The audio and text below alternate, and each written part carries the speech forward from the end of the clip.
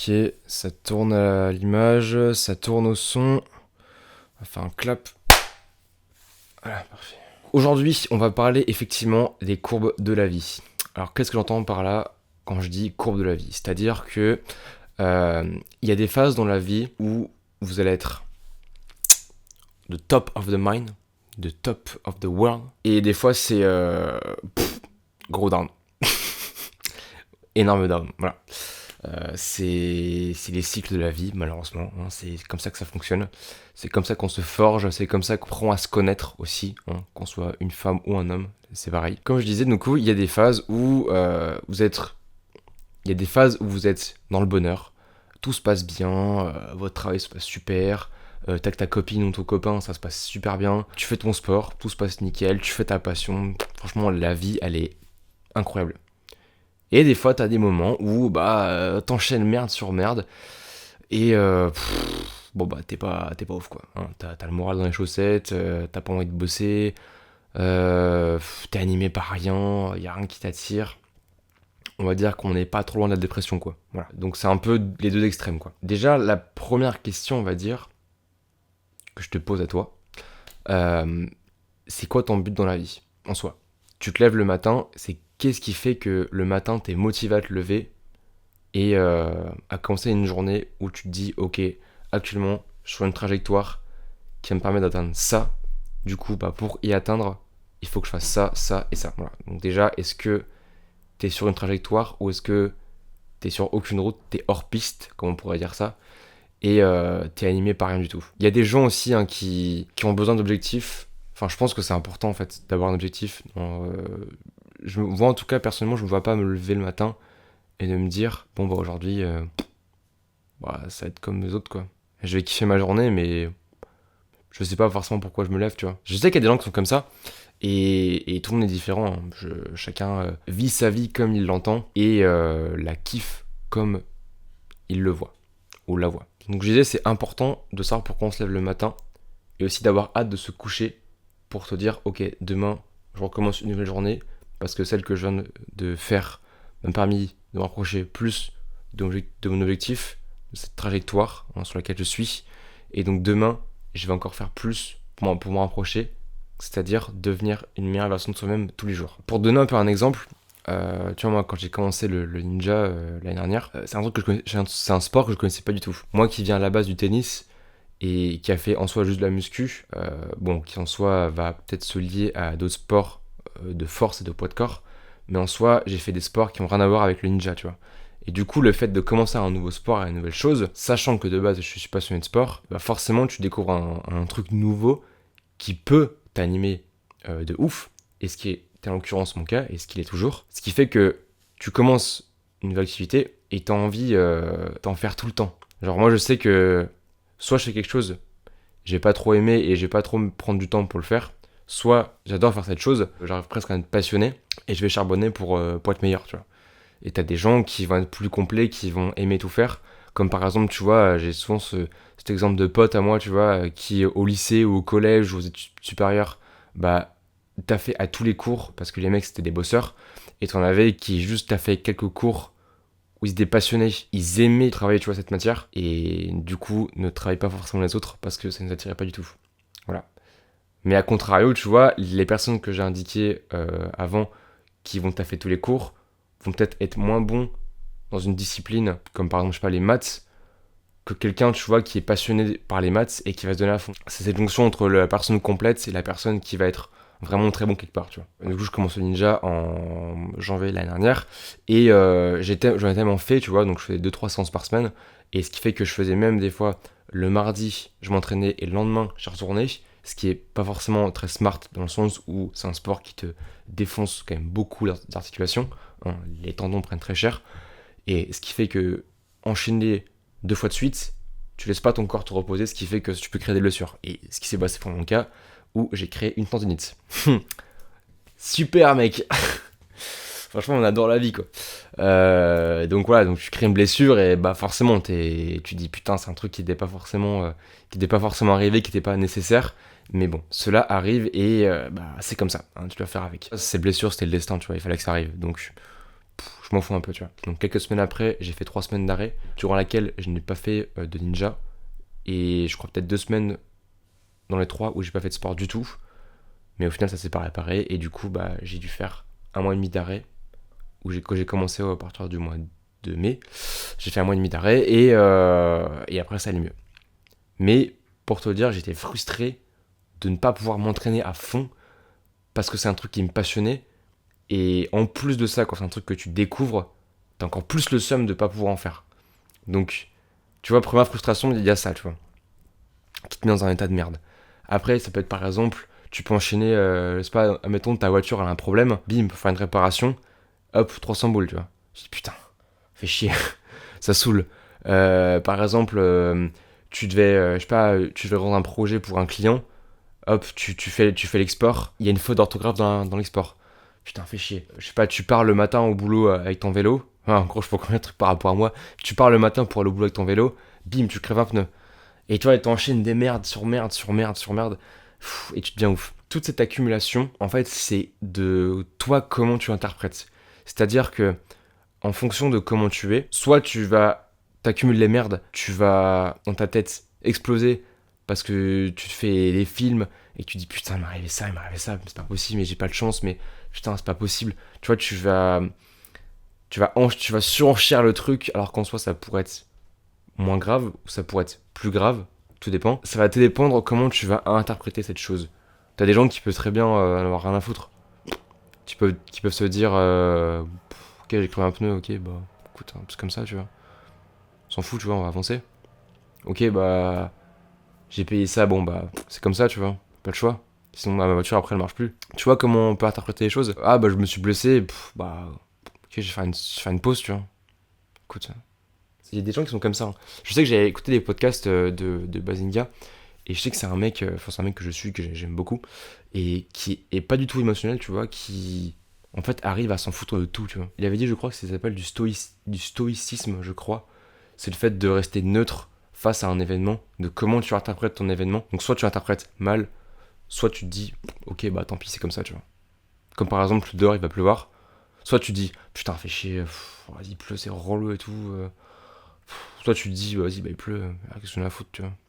Qu'est-ce que je m'en fous, ça va m'arrêter. Donc, effectivement, tout dépend de ça. Après, c'est en fonction de chacun. Moi, je sais que j'ai tendance à être émotionnel, parce que je suis comme ça. Donc, des fois, peut-être surenchère des choses qui n'ont pas besoin de l'être. Mais voilà, je suis comme ça. Donc, tu vois, cette accumulation de choses négatives pour toi, où tu interprètes ça, pas forcément très bien, peut te mener vers la descente aux enfers. Et donc te mener vers le down de la vie, quoi. Vers la courbe du bas, quoi. Et ça, bah forcément, on y est, je pense, tous passés par là. C'est des phases qui sont malheureusement humaines, c'est comme ça. Et alors, je vais pas forcément dire malheureusement, je vais t'expliquer pourquoi. En fait, je pense que c'est des phases par lesquelles il faut qu'on passe pour grandir et se forger. Je m'explique. Typiquement, quand tu sors d'une rupture amoureuse, et bah, tu sais, quand tu vois sur Instagram, je sais pas si t'avais vu, c'est cette tendance où t'avais le mec qui s'appelait Tyler, voilà, Tyler. Et qui était du coup avec la nana avec qui il était ami et qui voulait l'embrasser. Donc le mec essaie de l'embrasser et la nana recule et dit Tyler. Super accent. Hein. Elle dit ça, et le mec, on le voit pas à la caméra, mais on se dit putain, le pauvre, il aura dépité, tu vois. Et après, tu vois cette image, genre du mec comme ça qui fait ah, viens, qui lui dit vas-y, viens, on va sur un banc de développé couché, on va se ramener dans la salle, tu vois. C'est souvent, quand un mec subit une rupture amoureuse, ou même une nana en général, hein, je sais ça parce que je suis un mec, mais quand un mec subit une rupture amoureuse, en fait, il est un peu en colère contre la vie, tu vois, et il va vouloir charbonner, tu vois. Il va vouloir se lever et dire ok. J'ai montré moi qui je suis, j'ai vécu cette phase et maintenant je vais tout défoncer. C'est pour ça que souvent, il y en a beaucoup, après des ruptures amoureuses, qui vont peut-être se mettre au sport, qui vont avoir ce déclic, tu vois, de commencer quelque chose qui n'est pas forcément, ou n'est pas forcément l'idée de commencer. Ça peut être du sport, ça peut être de la musique, ça peut être faire une formation, ça peut être, je sais pas, voyager, ça peut être plein de choses. C'est des choses en fait qui étaient restées dans un coin de ta tête, et vu que tu as besoin de te vider l'esprit parce que tu as le cœur brisé, et bah du coup tu as envie de faire ces choses que tu pensais à faire, mais que tu te donnais pas les moyens de le faire. Donc c'est pour ça que les moments de down, c'est là où tu vas pouvoir te remettre sur la trajectoire initiale sur laquelle tu t'es lancé. Quand les trajectoires, c'est le chemin vers lequel tu vas atteindre ton objectif. Par exemple, quelqu'un qui va faire un Ironman, par exemple, et bah son chemin à lui, c'est ok, c'est de m'entraîner à courir, à nager et à faire du vélo. Un mec, par exemple, qui veut devenir guitariste, admettons, pro, qui veut jouer dans un groupe, ok, bah lui, c'est son objectif, c'est il faut que je joue comme un dieu à la guitare, donc il faut que je joue telle musique, il faut que je sache faire tel accord, il faut que je sache faire des power chords, des pull-offs, enfin bref, il faut que je sache faire plein de trucs. Ça, c'est ta trajectoire. Ces moments-là de down, il faut que tu les acceptes.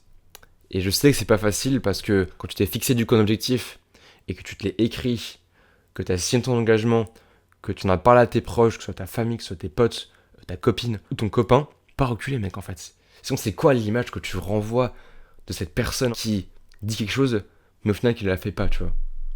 C'est pas ouf, tu vois, on est d'accord. Imagine dans un futur proche où tu as des enfants et qui te regardent et qui se disent putain mon papa il a réussi à faire ça, putain mon papa il a fait ça, il est comme ça. Tu sais, l'admiration qu'un enfant peut avoir auprès de toi, c'est fort quand même. Tu vois, moi souvent j'ai déjà eu des gamins quand j'allais à la ninja, tu vois, tu vois quand je suis en débardeur ou quoi, et que je commence à faire 2-3 exos, t'as des gamins qui sont en admiration, tu vois, et pourtant j'ai pas un niveau de fou, mais quand t'as des gamins qui sont en admiration et qui te disent ah monsieur vous êtes fort, ah monsieur comment on peut faire ça, ah monsieur, franchement c'est tellement gratifiant et ça peut t'embellir une journée où à la base c'était pas forcément dans la bonne humeur, mais juste ça peut te rendre une journée ouf, tu vois.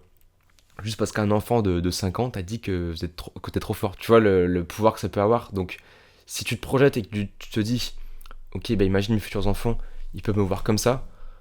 Putain, je vais me déterre, quoi. Je vais me motiver. Et donc, j'en reviens au fait que quand tu te donnes un engagement, je comprends la frustration que c'est une journée ou d'avoir une journée où tu remets en question la chose, quoi. Où t'as pas envie. Et ça arrive de ouf. Mais mec, tu sais même pas à quel point ça m'est déjà arrivé plusieurs fois pour plein de choses.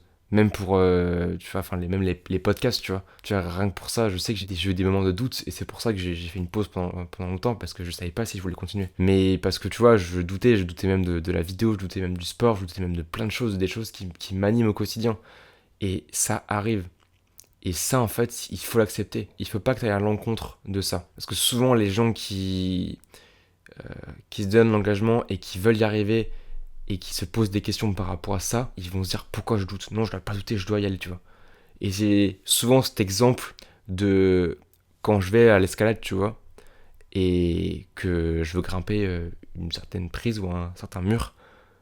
Mec, j'essaie 20 fois, j'y arrive pas. Mec, impossible. J'essaie 20 fois, je n'y arrive pas, c'est impossible. Et tu deviens ouf, tu pètes un câble, tu te dis mais putain, mais merde quoi. C'est pas possible. Et t'as beau essayer, t'y arrives pas. Le ninja, c'est pareil. T'as beau essayer plusieurs fois ce move, tu n'y arrives pas. Et ben en fait, faut pas. C'est facile à dire parce que même moi, je pense que je suis un rageux. Hein, tu vois, quand tu joues aux jeux vidéo, que tu perds une partie, tu pètes ton câble. Bon, voilà, hein, c'est un peu semblable. Donc t'inquiète. Mais c'est des choses qui arrivent de pas y arriver. Et si tu n'y arrives pas ce soir, et ben c'est pas grave. Ce n'est pas grave. Tu rentres chez toi, tu te fais un bon repas, tu vas dormir, tu te reposes, et demain tu y arrives. Mais combien de fois ça m'est arrivé? Je te jure, hein, c'est vrai. Hein. Un exemple de ouf. Il y avait un mur, tu vois, à l'escalade. C'était du coup à Climb Up, du coup à Lyon. Une prise violette. Tu commençais du coup tes deux mains sur la prise. Après, du coup, bon, pour ceux qui ont le retour en vidéo, ce sera plus simple. Tu chopes du coup la prise qui est à droite, comme ça. Hop. Et ensuite, une fois que tu es assez à droite, il faut que tu projettes ta main le plus haut possible pour choper celle du haut. Et ça, mec, j'ai essayé, moi, je sais pas combien de fois, je n'y arrivais pas. Et bizarrement, j'essaye 3 jours après, j'y vais avec un collègue en plus, euh, j'essaye, en me disant, ouais, je vais pas y arriver, je le fais du premier coup. C'est ouf, hein. C'est ouf pour dire qu'à quel point ça sert à rien en fait de vouloir forcer pour que ça marche. Juste sois patient et ça va venir. Il ne faut pas brûler les étapes. Si tu as des moments comme ça où tu te poses des questions et tu doutes de ton projet, de ton objectif, de ton but dans la vie, et bah juste ne force pas. Tu prends le temps de te reposer, de manger, de faire d'autres choses, de voir des amis, d'en parler, de faire une autre activité qui va te détendre et que demain, tu as une nouvelle journée pour commencer à zéro ta journée et pour charbonner. Voilà. C'est comme tu vas faire... tu vois, moi je suis en diète en ce moment depuis presque un mois. Et j'ai déjà eu des soirs où bah, je me suis tapé un putain de burger en pleine semaine avec 2-3 verres de vin, tu vois. Et donc, qu'est-ce que ça va faire, tu vois? Ça va faire que ta sèche du coup à les baiser, du coup, c'est ça? Parce que t'as des gens comme ça, t'as des gens qui vont stresser ou quoi, qui vont faire de la merde un soir parce qu'ils ont passé une mauvaise journée ou parce qu'ils ont une mauvaise nouvelle ou qu'ils ont autre chose. Du coup, bah, ils vont se détendre. Et c'est très bien, hein, c'est très très bien, justement. Si t'es pas bien et que t'as besoin de te détendre, en... par le biais de la nourriture, de l'alcool, tant que ça te fait du bien, mec, ne te prive pas, tu vois. L'équilibre, je pense, c'est le plus important. Avoir des choses qui sont saines et contrebalancer avec des choses qui le sont moins et qui sont plus plaisir. Pour moi, c'est important. Pour du coup un peu revenir sur un peu moi, tu vois, comment ça s'est passé, c'est qu'au mois de septembre, j'ai un peu une phase de gros down. Vraiment un peu vénère. Mes passions ne m'animaient plus. Le sport, j'avais la flemme d'y aller, mais clairement.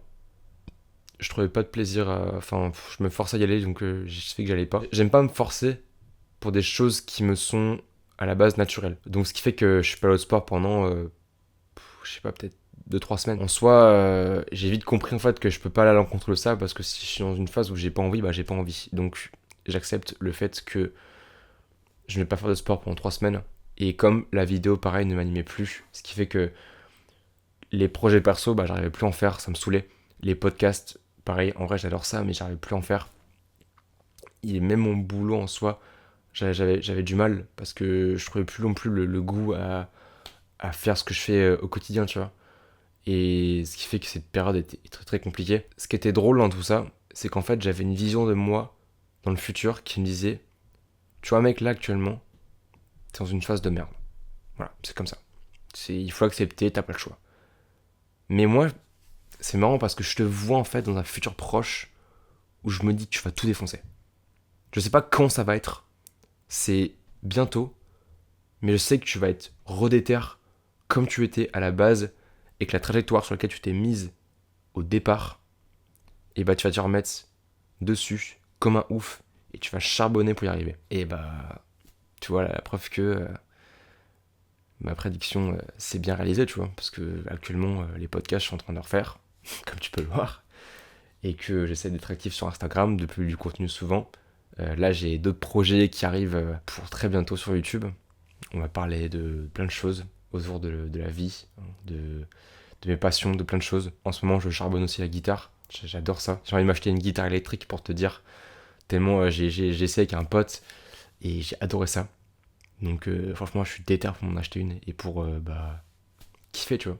Pour charbonner la musique. J'ai mon objectif de vouloir faire Ninja Warrior. Je me suis inscrit au bloc en novembre. Super exemple. Cette semaine, j'ai fait aucune séance de ninja. Tu vas me dire, what the fuck? Parce que la semaine dernière, quand j'en ai fait, j'étais pas confiant sur plein de choses. J'avais peur. Ce qui fait le plus peur en soi, c'est les balancer. J'osais pas le faire. Et ce qui fait que je me dis, ok, force pas mec, ça sert à rien. Mon expérience me dit que ça ne sert à rien de forcer sur ça. C'est pas grave.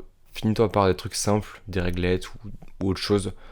Et rentre chez toi et pense à autre chose. Et je me dis, ok, bah là, je pense que t'as besoin de repos. T'as beaucoup bossé.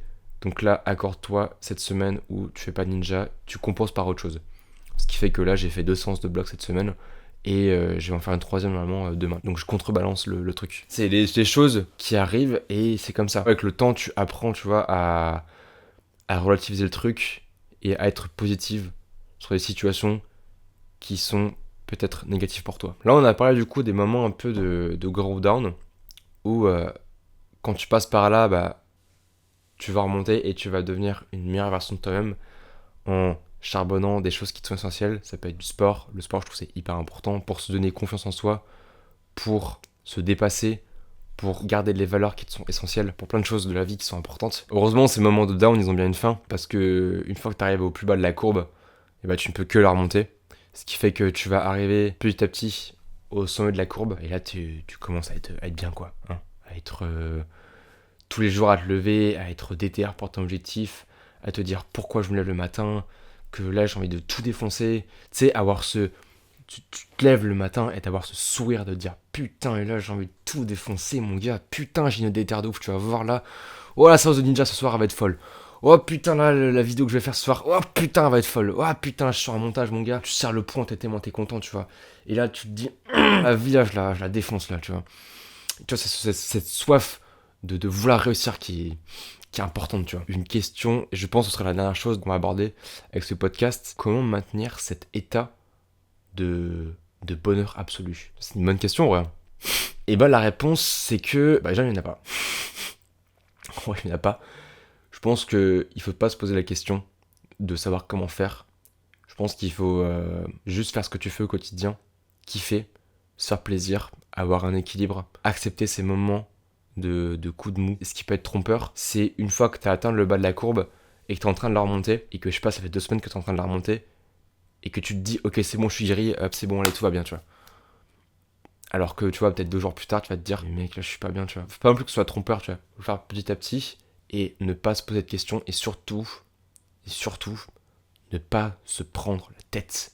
Parce que putain, mon gars, moi, je suis un spécialiste pour me prendre la tête, et surtout, aller droit, foncer, tu vois. C'est ça qui est important. Donc voilà, je pense qu'on a un peu abordé pas mal de choses intéressantes. En tout cas, j'espère que ça vous aura plu, ce podcast. N'hésitez pas si vous avez des questions, si vous voulez qu'on aborde un sujet en particulier. Comme à chaque fois, c'est ma vision des choses, c'est mon point de vue, c'est comme ça que je vois la vie. Il y en a qui peuvent être pas d'accord avec moi, d'autres grave d'accord, voilà, donc c'est comme ça. Mais en tout cas, n'hésitez pas à me dire si vous avez des suggestions en commentaire pour différents sujets. Je sais que là, il y a plein de projets qui vont arriver, j'ai trop hâte de vous les montrer. Et en podcast, ça va être pareil, j'ai un prochain thème que je ferai avec un invité surprise. Vous allez voir, c'est hyper cool. Merci à vous, passez une très bonne soirée ou journée si tu m'écoutes. Et je te dis à la prochaine. Ciao.